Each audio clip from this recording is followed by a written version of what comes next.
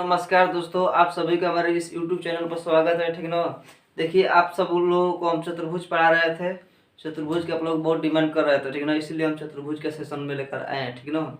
और देखिए, चतुर्भुज के बारे में तो हम लोग पहले से ही बता दिए हैं आप लोगों को, ठीक ना। और देखिए, चतुर्भुज में बचा है कुछ कुछ ही बचा है, ठीक ना, क्योंकि चतुर्भुज में हम चतुर्भुज के डिफाइन भी कर दें कि चतुर्भुज क्या होता है क्या नहीं होता, सबके बारे में बता दिए हैं। ठीक ना। चतुर्भुज के प्रकार भी बता रहे हैं, ठीक ना। चतुर्भुज के प्रकार में दो प्रकार पढ़ा भी दिए हैं, आयत पढ़ा दिए हैं, वर्ग पढ़ा दिए हैं, ठीक ना। दो पढ़ा दिए हैं और तीसरा देखिए चल रहा है सेशन। देखिए आज सब सब चतुर्भुज मतलब समाप्त ही हो जाएगा, ठीक ना। देखिए इसका थ्योरी, चलिए देखिए ऊपर। देखिए तीसरा है समानांतर चतुर्भुज। ठीक, समानांतर चतुर्भुज को पैरेललोग्राम बोलते हैं। ठीक, पैरेललोग्राम। ठीक, देखिए समानांतर चतुर्भुज क्या होता है, एक आयत को टेढ़ा कर चतुर्भुज बनाया जाता है, ठीक ना। देखिए इनकी सम्मुख भुजाएं बराबर होती है। सम्मुख भुजाएं मतलब आमने सामने की भुजाएं आपस में बराबर होती है, ठीक। और एक दूसरे क्या होती है, समानांतर होती है, ठीक। ये क्या होती है, समानांतर होती है, मतलब ये इनकी आमने सामने की जो भुजाएं होगी बराबर होगी, ठीक। और क्या होगी, ये समानांतर होती है, मतलब पैरेलल। अब देखिए दूसरा पॉइंट, इनकी कोई कोण समकोण नहीं होता है, ठीक। देखिए इनके कोई कोण समकोण हो रहा है, आयत में क्या हो रहा था, इनके चारों कोण समकोण रहा था, वर्ग में क्या हो रहा था, चारों कोण समकोण हो रहा था, ठीक ना।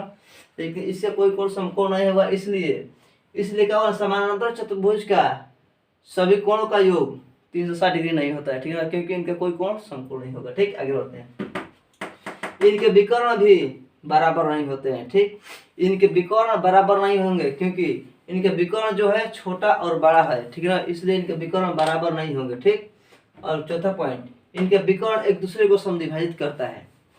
समद्विभाजित तो वर्ग में भी करता था और आयत में भी करता था, ठीक। देखिए इसमें समद्विभाजित जो उसको मतलब क्रॉस कर दिए, उसको ओवरलैपिंग कर दिया तो मतलब समद्विभाजित कर दिया, ठीक। और देखिए मेन पॉइंट इसमें है, ये एक दूसरे को समद्विभाजित करती है लेकिन लंब नहीं होती है, लंब नहीं होती है, ठीक। लंब का मतलब समझ रहे हैं। मान लीजिए कि चतुर्भुज हो गया, ये मान लीजिए विकर्ण हो गया, ठीक। इधर से अगर विकर्ण आएगा और यहीं रुक गया इसी पर, इसको लंब बोलते हैं। अगर क्रॉस कर दिया तो उसको लंब नहीं बल्कि समद्विभाजित कर बोलेंगे, ठीक है ना। समद्विभाजित उसको पार कर दिया, ठीक है ना। और देखिए अगला पॉइंट, समानांतर चतुर्भुज के चार मध्य बिंदुओं को मिलाने से, समानांतर चतुर्भुज के चार मध्य बिंदुओं को मिलाने से क्या बनेगा, तो समानांतर चतुर्भुज ही बनेगा, ठीक। इसका देखिए समानांतर चतुर्भुज ही हो गया, ठीक। इनके चार बिंदु ये हो गए और चार बिंदुओं को हम मिलाएंगे तो क्या होगा, समानांतर चतुर्भुज ही बनेगा, ठीक। चलिए आगे बढ़ेंगे। इनके सम्मुख कोण भी बराबर होती है। इनके सम्मुख कोण बराबर होती है, मतलब सम्मुख भुजाएं बराबर होगी तो सम्मुख कोण भी बराबर होंगे, ठीक। एवं इनकी दो क्रमागत कोणों का योग 180 डिग्री होता है, ठीक। दो क्रमागत कोणों का योग मतलब यही क्रमागत मतलब यही होगा, ये क्रमागत ऐसे क्रमागत यही क्रमागत होता है। जैसे कि मान लीजिए देखिए डायग्राम के समझाया, ठीक है। ए बी के मान कितना होगा, 180 डिग्री होगा, ठीक। BC के मान 180 डिग्री, CD के मान 180 डिग्री और इसके मान भी 180 डिग्री, ठीक। मतलब कोण, दो कोणों का योग, दो क्रमागत कोणों का योग लिखे हैं 180 डिग्री होता है, ठीक। मतलब कोण ए और कोण बी बराबर 180 डिग्री होगा। मतलब सभी हमको ऐसे लिख सकते हैं इसके इक्वल में, क्योंकि सभी के मान 180 डिग्री होता है, इसलिए दो कोणों का योग 180 डिग्री होता है। इसको ऐसे लिख देंगे, ठीक। और देखिए सूत्र इसका, समानांतर चतुर्भुज का सूत्र क्या होता है, समानांतर चतुर्भुज का क्षेत्रफल का होगा L गुणे B, मतलब लंबाई गुणे चौड़ाई, जो जनरल होता है।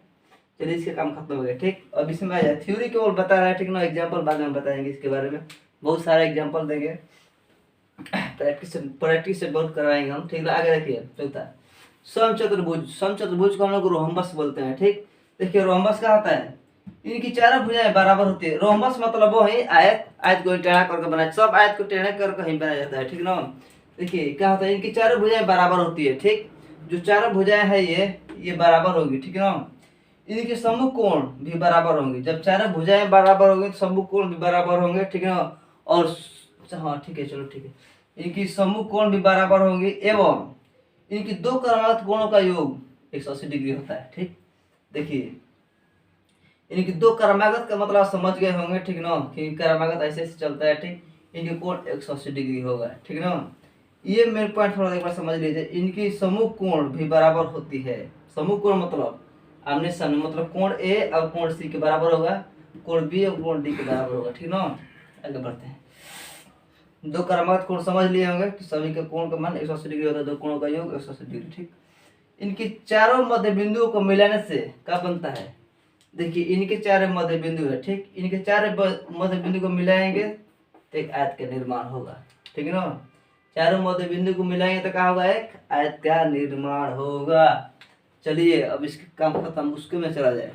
अब समलम चतुर्भुज, समलम चतुर्भुज को हम लोग ट्राइपीजियम बोलते हैं। ठीक, समलम चतुर्भुज क्या होता है? ये भी एक समानांतर चतुर्भुज का ही रूप है, मतलब इसको समानांतर चतुर्भुज हम कह सकते हैं। ठीक, मतलब दो भुजाएं क्या होगा? इनकी दो भुजाएं समानांतर होती है, जो दो भुजाएं होती है इनके समानांतर होती है, और दो भुजाएं असमानांतर होती है। ठीक है ना, मतलब दो भुजा बराबर होगा और दो भुजा बराबर नहीं होगा, इसके कहने का तात्पर्य यही है। ठीक, देखिए यहाँ पर लिखे होंगे, इसे समांतर चतुर्भुज भी कहते हैं, कहा जा सकता है, या कहा जा सकता है, कहते ही है। ठीक है ना, दो भुजाएं समांतर होती है, ठीक है ना, और दो भुजाएं असमानांतर होती है। ठीक, और देखिए ये क्या है? ये दो भुजाएं समांतर होगी और दो भुजाएं असमानांतर होगी। ठीक, अब तीसरा पॉइंट देखिए, इनकी भुजाओं के मध्य बिंदु को मिलाकर जो इनकी भुजाएं होगी उनके देखिए ये भुजाएं हैं, इनके मध्य बिंदुओं को मिलाने वाले रेखाखंड की लंबाई, इनके मध्य बिंदु को मिलाने वाले रेखाखंड किसे बोलते हैं?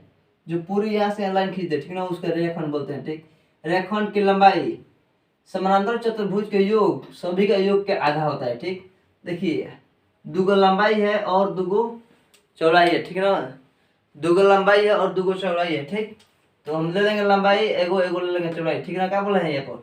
इसकी भुजाओं के मध्य बिंदु को मिलाने वाले रेखाखंड की लंबाई समांतर भुजाओं के योग के आधा होता है। ठीक, दोनों के योग समांतर भुजाओं के योग कर दिए, बटा में 2 मतलब आधा हो गया। इसका सूत्र होता है 1/2 समांतर भुजाओं का योग गुणे ऊंचाई। 1/2 समांतर भुजाओं का योग गुणे ऊंचाई से गुणा कर देंगे, बस समलम चतुर्भुज ट्राइपीजियम का सूत्र निकल जाएगा। ठीक, अब 6 लास्ट है। ठीक है ना, इसको हम विषम बाहु चतुर्भुज बोलते हैं। विषम बाहु का मतलब समझ गए होंगे। विषम मतलब क्या होता है? जिसका कोई मतलब भुजा बराबर ना हो। ठीक है ना, बाहु मतलब भुजा होता है। ठीक है ना, विषम बाहु मतलब भुजा होता है। विषम बाहु मतलब कोई भी भुजा बराबर ना हो। इसको मतलब जैसे तैसे इनके भुजाएं हम लिख सकते हैं। ठीक है ना, मतलब इसको टेढ़ा मेढ़ा जैसे भी कर हम इनकी भुजाएं को लिख सकते हैं। ठीक है ना, ऐसे ऐसे ऐसे निकल हम, लेकिन इनकी 4 भुजाएं होनी चाहिए। ठीक है ना, क्योंकि चतुर्भुज है। ठीक, देखिए इसकी अर्ध अर्ध परिमाप पूछता है। ठीक है ना, विषम बाहु चतुर्भुज का अर्ध परिमाप क्या होता है? अर्ध परिमाप मतलब सभी का योग बटा में 2 से भाग देंगे तो अर्ध परिमाप होगा। ठीक है ना, किसी के अभी अर्ध बोलेंगे तो उसमें 2 से हमने भाग दे देंगे, अर्ध परिमाप निकल जाएगा। ठीक, अब क्षेत्रफल क्या होगा? क्षेत्रफल इसका होगा ए इसका है अर्ध परिमाप है। ठीक, यही है, तो S - B और S - C, यही हमारा लास्ट एंड हो गया समचतुर्भुज समाप्त। अब इसको हम सेट प्रैक्टिस कराएंगे, इसके बारे में आगे सेशन में देखते जाइएगा। बहुत बेहतरीन चैप्टर है। बहुत नमस्कार, थैंक्स, जय हिंद।